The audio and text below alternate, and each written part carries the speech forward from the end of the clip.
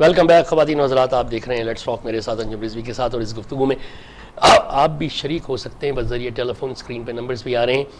موقع ہے محترمہ بے نظیر بھٹو شہید کی یوم پیدائش کا 21 جون کا. اسی حوالے سے ہم پروگرام کر رہے ہیں. اس اسٹوڈیو میں ہمارے ساتھ موجود ہیں سینئر کالم نویس اور سینئر اینالسٹ اور صحافی جناب مقتدی منصور صاحب، اور میرے ساتھ اسٹوڈیو میں موجود ہیں نامور شاعر اور اینالسٹ جناب سہیل احمد صاحب. بریک پہ جانے سے پہلے ہم گفتگو کر رہے تھے، عالمی تناظر میں بے نظیر بھٹو کی شخصیت کو دیکھنے کی کوشش کر رہے تھے. مقتدی منصور صاحب، یہ وہی اسٹیبلشمنٹ کا زمانہ تھا 88 میں. مجھے یہ یاد ہے کہ ایک کیا کہہ لوں، ایک فتنہ شروع ہوا یا ایک جملہ شروع ہوا خصوصاً کٹر مذہبی حلقوں کی طرف سے کہ عورت کی حکمرانی جائز نہیں ہے، جس کو انہوں نے بڑا فائٹ کیا. اور مجھے یہ یاد ہے، میں اس زمانے میں رپورٹنگ اخبارات میں پڑھتا تھا کہ مساجد سے امام مسجد نماز کے بعد، خصوصاً جمعے کی نماز کے بعد جو دعائیں مانگتے تھے اس میں یہ دعا بھی شامل ہوتی تھی. دیکھیے، مسئلہ وہی ہے کہ پاکستان میں چونکہ اجتہاد نہیں ہے، ویسے عالمی اسلام میں اجتہاد نہیں ہے، اور چیزوں کو ان کے تناظر میں سمجھنے کی کوئی ہمارے پاس ایک ایسا سلسلہ نہیں ہے کہ ہم وقت اور حالات کے تحت چیزوں کو سمجھ سکیں. بڑی دلچسپ حقیقت یہ ہے کہ وہ مذہبی جماعتیں جو 1964 کے اندر مادر ملت کے صدارتی انتخابات کی سپورٹ کر چکی تھیں اور حمایت کر چکی تھیں ایوب خان کے برخلاف، وہ وزیر اعظم بننے پر، اس پر ایک بحث آئی تھی. اور آپ کو یاد ہوگا اس وقت جو اخبارات میں یہ بحث چھڑی تھی کہ جی بات آپ کر رہے ہیں سربراہ مملکت کی یا سربراہ حکومت کی. تو بھائی سربراہ مملکت میں اگر آپ کہیں تو بات آپ کی سمجھ میں آتی ہے، لیکن آپ اپنی ہی بات کو کنٹراڈکٹ کریں گے کیونکہ صدارت میں آپ نے مادر ملت محترمہ فاطمہ جناح کو سپورٹ کیا تھا. بالکل. اور اب آپ یہ حکمرانی والا معاملہ ہے، تو اس میں جو ہے آپ کا دوہری پالیسی آتی ہے. تو یہ جو ڈرامہ ہے یہ لگایا کیا گیا. یہ اصل میں پورا کھیل جو تھا وہ اس لیے تھا کہ یہاں پر عالمی قوتوں کے ایک ٹگ آف وار شروع ہو چکی تھی، یہاں پر ایک باقاعدہ کشمکش کا آغاز ہو چکا تھا، اور ایسٹیبلشمنٹ نہیں چاہتی تھی کہ کوئی ایسی طاقتور شخصیت ہو کہ جو انہیں بھی مجبور کر دے اور عالمی استعمار کو. تو میں آپ سے پھر عرض کر رہا ہوں کہ اس میں عالمی استعمار بھی شامل ہے اور آپ کی مقامی اسٹیبلشمنٹ بھی شامل ہے. آپ کی مقامی اسٹیبلشمنٹ نے ہر جگہ پر آپ کے لیے مسائل کریٹ کیے، اور آپ کے سیاسی قیادتوں نے، چاہے ان کو آپ کتنا ہی برا کہہ لیں، آپ کے معاملات کو حل کیا. دیکھیے 1965 کی جنگ میں جو کچھ ہوا وہ آپ کی فوجی اسٹیبلشمنٹ کی غلطیوں سے ہوا، لیکن آپ کو مذاکرات پہ جانا پڑا. 71 میں آپ نے غلط فیصلے کیے اور آپ سقوط ڈھاکہ سے گزرے. 93,000 آپ کے فوجی قید میں گئے. یہ بھٹو کا دم تھا، سیاسی رہنما کا دم تھا کہ جس نے ان کو نکال کر لائے واپس.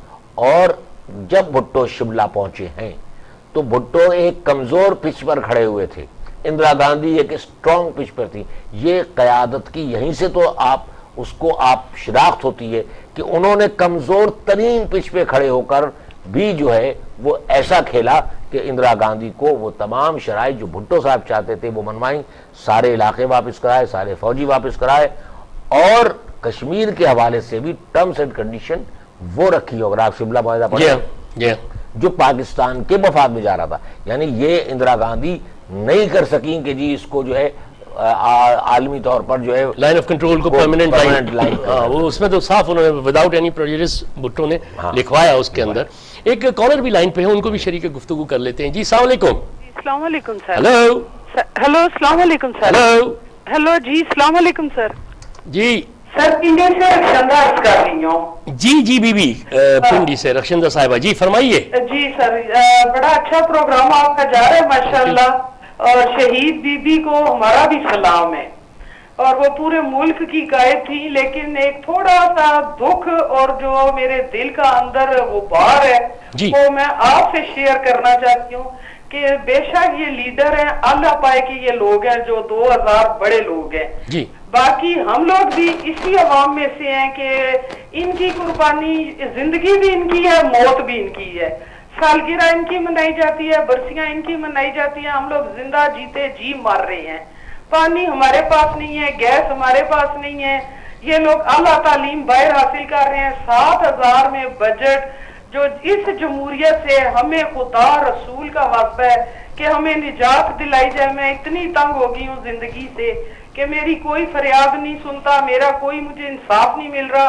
میں نے چیف جسٹس صاحب سے بھی اپیل کرنی تھی کہ مجھے بے گناہ بے روزگار کیا گیا. 13 سال سے میں, یہ لوگ اگر ادھر سے جاتے ہیں باہر ملک میں, غیر ممالک لوگ, آپ کو کہاں سے بے روزگار کیا رخشندہ بی بی؟ مجھے نواز شریف دور میں نواز شریف صاحب نے بے روزگار کیا تھا, جبری برطرف کیا گیا تھا. میں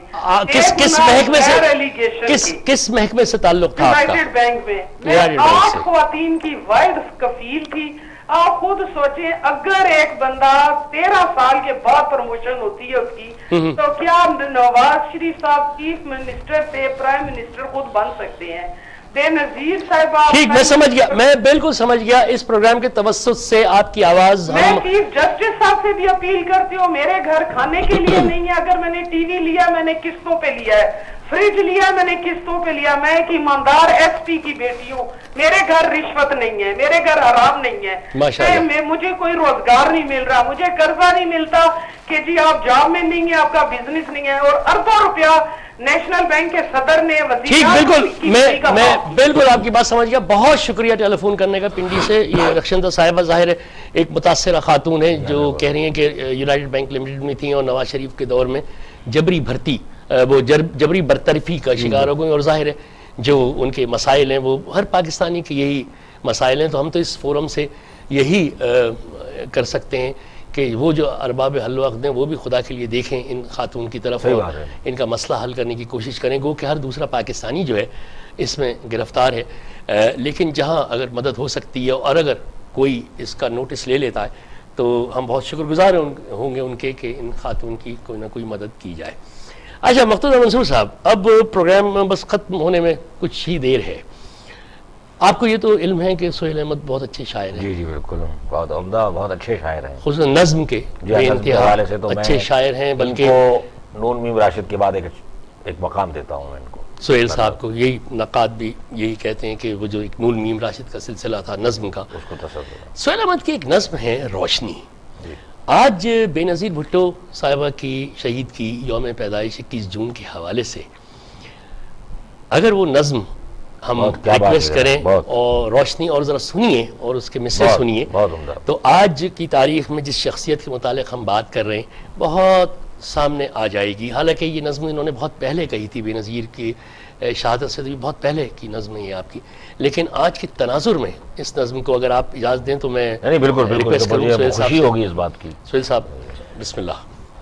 مہک رہی ہے فضا میں زمین کی خوشبو, واہ, جھلک رہا ہے ہر ایک شے میں آفتاب کا نور, واہ, کھڑے ہیں طور پہ موسیٰ کہ دیکھیں نور جمال, واہ, فقط ہے کام یہی پھیل جائے دست سوال, زمیں کی سمت سفر روشنی کا جاری ہے. واہ, واہ واہ واہ.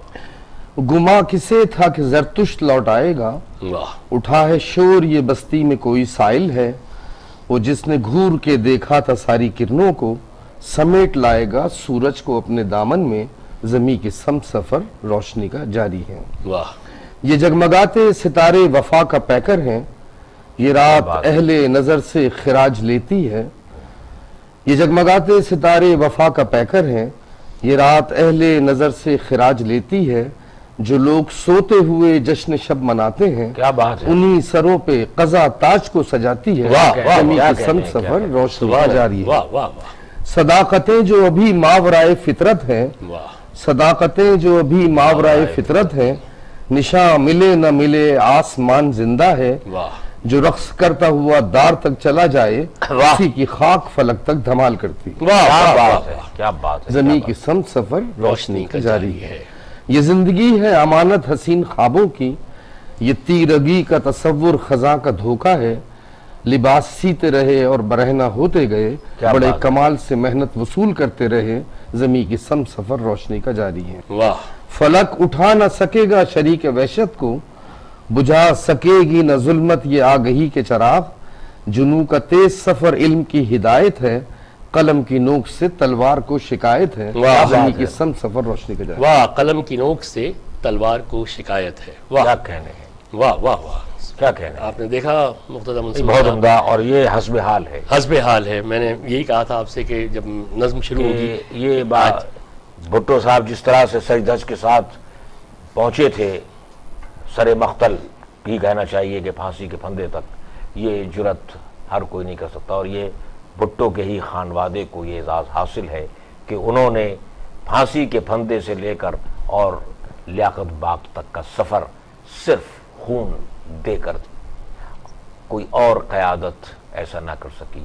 شاید لیاقت علی خان کے بعد بے نظیر بھٹو وہ دوسری رہنما تھیں کہ جنہوں کے خون سے لیاقت باغ کی مٹی دوبارہ سیراب ہوئی. بہت بہت شکریہ. پروگرام کا وقت ختم ہو گیا، ورنہ گفتگو کو اور آگے بڑھاتے، لیکن آج کافی سراسر گفتگو ہو گئی محترمہ بے نظیر بھٹو شہید کے حوالے سے اور خصوصاً ان کی یوم پیدائش کے حوالے سے. مقتدیٰ منصور صاحب ایک مرتبہ پھر بہت بہت شکریہ تشریف لانے کا. سہیل احمد صاحب بہت بہت شکریہ، بہت عمدہ آپ کی نظم. Thank you very much for coming and joining me. بہت شکریہ. خواتین حضرات، یہ آج ہمارا پروگرام تھا لیٹس ٹاک، اسپیشل خصوصی پروگرام تھا. 21 جون ہے آج، اور محترمہ بے نظیر بھٹو شاہ کی شہید کی حوالے سے تھا. آج ان کی یوم پیدائش 21 جون ہوتی ہے، اس کے حوالے سے، اور ہم نے کوشش کی کہ ان کی زندگی کے مختلف جو پہلو ہیں ان پر روشنی ڈال سکیں. اور میرے ساتھ میرے جو دوست تھے مقتدیٰ منصور صاحب اور سہیل احمد صاحب، انہوں نے بہت ہی اچھی روشنی ڈالی، اور دونوں کا بہت زیادہ ادراک ہے، سیاست میں بھی ہے. اور آپ نے خوبصورت سی ایک نظم بھی آج کے دن کے حوالے سے سہیل احمد صاحب سے سنی ہے. امید ہے ساری گفتگو سے میں نے تو بہت حاصل کیا ہے، آپ نے بھی کچھ نہ کچھ ضرور حاصل کیا ہوگا. اگلے پروگرام تک کے لیے خدا حافظ. ہر ایک الامر کو صدا دو کہ اپنی فرد عمل سنبھالے. اٹھے گا جب جم میں سرفروشاں، پڑیں گے دار و رسن کے دالے. کوئی نہ ہوگا جو بچا لے، جزا سزا سب یہیں پہ ہوگی. یہیں عذاب و ثواب ہوگا، یہیں سے اٹھے گا شور محشر، یہیں پہ روز حساب ہوگا.